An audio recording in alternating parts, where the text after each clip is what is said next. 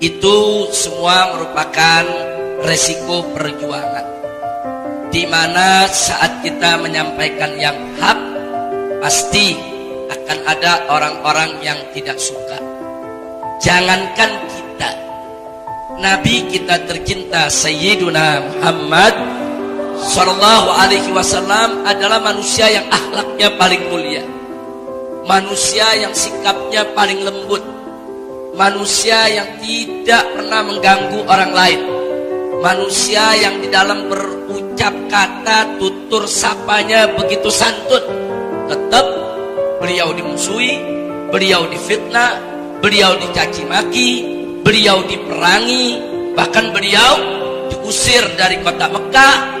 Dan berapa banyak pihak yang ingin membunuh beliau, saudara. Nah, jadi pertanyaannya, kenapa Nabi dimusuhi? Apa karena akhlak Nabi tidak baik? Bukan. Kenapa Nabi dimusuhi? Apa karena Nabi mengganggu orang? Bukan. Kenapa Nabi dimusuhi? Apa karena Nabi keras, ekstrem? Tidak. Kenapa Nabi dimusuhi? Karena Nabi menyampaikan yang hak. Kenapa Nabi dimusuhi? Karena Nabi mengajak manusia kepada kalimat La ilaha illallah. Nah, jadi kalau Nabi saja yang begitu mulia, begitu santun, begitu ramah, tidak luput, saudara, dari fitnah, dari caci maki, saudara, dari permusuhan, dari kebencian, apalagi kita yang banyak kekurangan. Makanya Al-Imam Syafi'i radhiyallahu ta'ala anhu, ketika ada muridnya melapor kepada beliau, kata sang murid, Tuan Guru, ini banyak orang yang bicara begini, bicara begitu tentang Anda. Ini banyak orang yang menjelekkan Anda. Ini banyak orang yang bersuara miring tentang Anda. Nah, bagaimana menurut Anda? Ini pertanyaan sang murid kepada Imam Syafi'i. Kemudian apa kata Imam Syafi'i, saudara? Imam Syafi'i mengatakan, qad qila annallaha dzu waladin wa anna khaira khalqihi qad kahana ma salimallahu min sabbil bariyah wa nabiyul huda fa kaifa ana. Masya Allah. Apa kata Imam Syafi'i? Qad qila annallaha dzu waladin. Kata Imam Syafi'i, jangankan saya, Allah saja yang maha mulia difitnah katanya punya anak. Adakah yang mengatakan Allah punya anak? Ayo saya tanya, ada gak mengatakan Allah punya anak? Fitnah bukan? Fitnah bukan? Allah gak punya anak dibilang punya anak, itu fitnah paling kejam di dunia itu.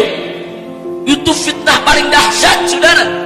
Allah gak punya anak, difitnah punya anak. Wa anna khaira khalqihi qad kahana. Dan Nabi yang merupakan makhluk Allah yang paling baik difitnah sebagai tukang sihir. Ada yang mengatakan Nabi tukang sihir? Ada. Orang kafir mengatakan sahirun majnun. Muhammad itu tukang sihir yang sudah gila katanya. Jadi kata Imam Syafi'i, kalau Allah saja yang maha mulia difitnah katanya punya anak, Nabi makhluk yang terbaik difitnah katanya tukang sihir, masalimallahu min sabbil bariyah. Kalau Allah saja yang maha mulia tidak luput, tidak lolos dari caci makinya manusia, wa nabiyul huda, begitu juga Nabi Muhammad tidak luput dari caci maki manusia, fa kaifa ana, bagaimana saya? Subhanallah. Kira-kira jelas tidak? Jelas tidak? Jadi kalau Allah saja yang maha mulia difitnah, apalagi kita, saudara. Kita banyak cacat, banyak celak, banyak kurang, gampang betul orang mau cari kekurangan kita, betul? Allah yang gak punya kekurangan masih difitnah, apalagi kita yang banyak kekurangan. Kira-kira jelas tidak? Jelas tidak? Makanya Imam Syafi'i ngajarin gak usah heran dengan fitnah dalam perjuangan. Jangan pernah mundur dengan caci maki dalam perjuangan. Kalau Allah yang maha mulia difitnah, Nabi makhluk yang termulia difitnah, bagaimana kita? Jalan aja udah, kita berangkat terus sampaikan yang hak, walau kana murra, walaupun pahit rasanya, insya. Nah, kira-kira jelas tidak? Jadi pengajian di Atoba berhenti apa jalan terus? Nah, berhenti atau jalan terus? Berhenti atau jalan terus? Takbir, sallu ala nabi. Jadi Ustadz Suradi jangan kaget. Memang FPI sekarang ini ibarat gadis desa yang jadi rebutan. Alhamdulillah. Loh, bagaimana nggak jadi rebutan? Saya buktikan, saudara. Pokoknya kalau ada kejadian yang mengaitkan FPI, beritanya sebulan nggak berhenti. Betul? Betul. Di Medan ada 2 ormas baku hantam, bunuh-bunuhan, bakar-bakaran. Masuk TV sekali, selesai. Besoknya nggak masuk lagi. Betul? Coba kalau FPI yang ribut, wah.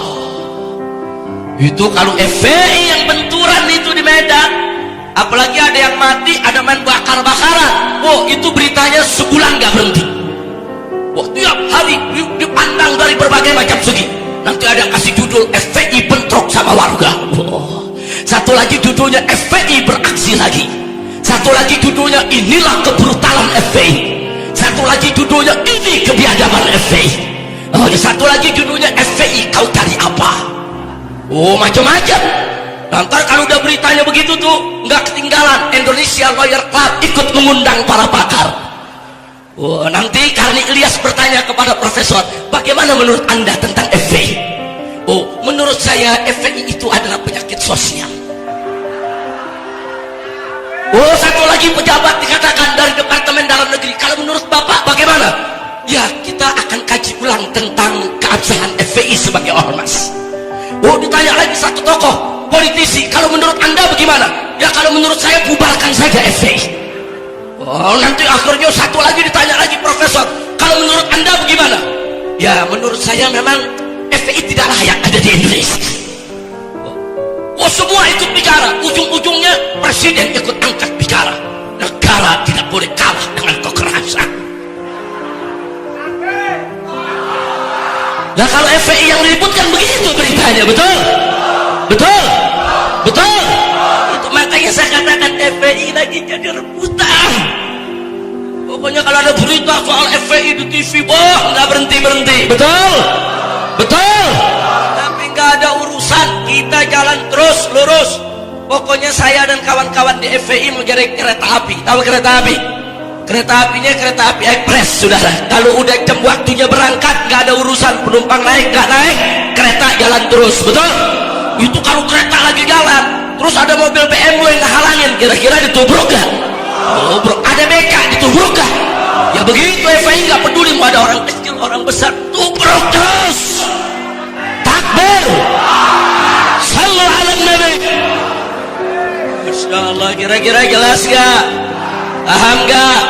Jadi saya mau tanya, berjuang dicaci maki jalan terus atau berhenti? Berjuang difitnah berhenti atau jalan terus? Siap terus berjuang? Siap hadapi segala tantangan? Takbir. Semoga Allah memberikan keberkahan kepada kita.